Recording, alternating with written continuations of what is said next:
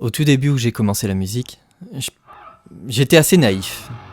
Je pensais que les choses étaient beaucoup plus simples et que on nous cachait pas trop de choses. Alors, il n'y a pas de complot, on n'est pas du tout dans ce registre-là. Je vous explique. J'ai commencé à entrer en studio, en tout cas à faire des séances studio, on va dire vers 2007-2008 à peu près. Où là j'ai commencé vraiment à enregistrer mon premier groupe, qui était un groupe de reprise, comme beaucoup de gens. On a tous démarré par là et c'est tout à fait ok. Ça faisait 5-6 ans que je jouais et je me suis dit mais ça doit être facile, on arrive, on se branche, on joue et ça sonne tout de suite quoi. En fait c'est un petit peu plus laborieux que ça. Quand j'ai écouté ce que ça a donné, je me suis dit oula, il y a un problème. Et en fait on tombe de haut puisque on se compare à quelque chose qui n'est pas réel. Où je veux en venir, c'est que ce que vous entendez n'existe pas en réalité. Ce que vous entendez, ce sont des couches et des couches et des couches d'instruments qui parfois ne sont même pas joués. Je ne vais pas commencer à dire que c'est mieux de jouer d'un instrument, que c'était mieux avant, etc. Non, on n'est pas du tout là-dedans. Ce que je veux vous faire comprendre, c'est qu'en fait, la réalité ne sonne pas du tout comme ce que vous l'entendez dans 90% des cas. Rares sont les groupes ou les personnes où on écoute ce qu'ils font soit sur Deezer ou sur Spotify ou sur un CD, et quand on va les voir en concert, on se dit « Ah ouais, c'était... » C'est pas vraiment que c'est exactement comme sur le CD, mais en tout cas, on n'est pas dépaysé.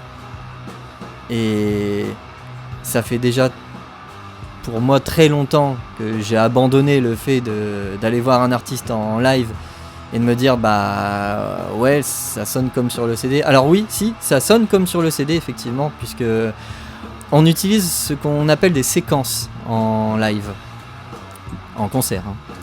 Les séquences en fait c'est simplement des parties qu'on a enregistrées en studio et qu'on va simplement rejouer dans les enceintes en live.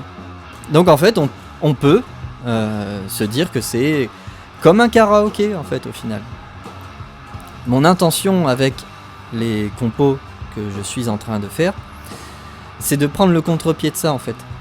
Je me suis posé cette question il y a quelques temps en me disant mais en fait au final comment ça sonne un groupe en fait, comment ça sonne la musique quand c'est bien enregistré. Et par bien je veux dire quand c'est enregistré, on met un groupe dans une pièce, on met des micros, un bon ingénieur du son, quelqu'un qui va savoir mixer et masteriser derrière.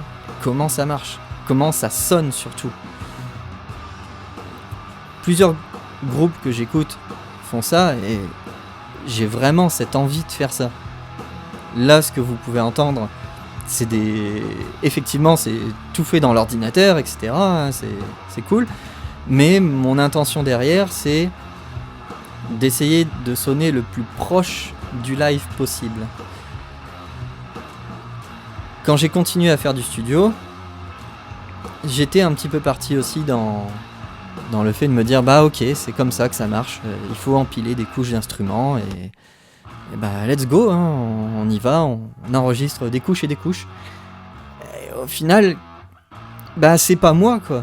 Si, c'est moi, dans une certaine mesure. En fait, c'est une version trop parfaite qui ne sonne pas comme moi je sonne dans une pièce. C'est très difficile à vous faire comprendre cette sensation, mais j'ai l'impression de vous trahir si je fais ça, et j'ai l'impression de me trahir aussi. J'ai quand même l'impression qu'on vous doit, en tout cas que je vous dois, quelque chose de plus sincère. Que ce soit dans le rock, dans le metal, dans le hip-hop, dans n'importe quel style de musique, en fait, on utilise tous ces artifices-là. Et quelque part, vais pas dire que c'est de la triche. Si on combine toutes les petites choses qu'on peut faire en studio, bah en fait on est quand même en train de tricher. C'est pour ça que la démarche artistique que j'ai et que je souhaite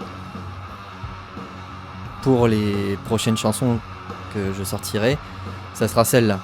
Ça sera essayer de faire la meilleure prise possible,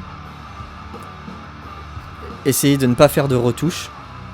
Et quand je dis essayer, c'est voilà, si la prise est vraiment super et que ben voilà, 97% du boulot est fait et on se dit mince, il y a une note qui vraiment frotte trop et qui est vraiment horrible.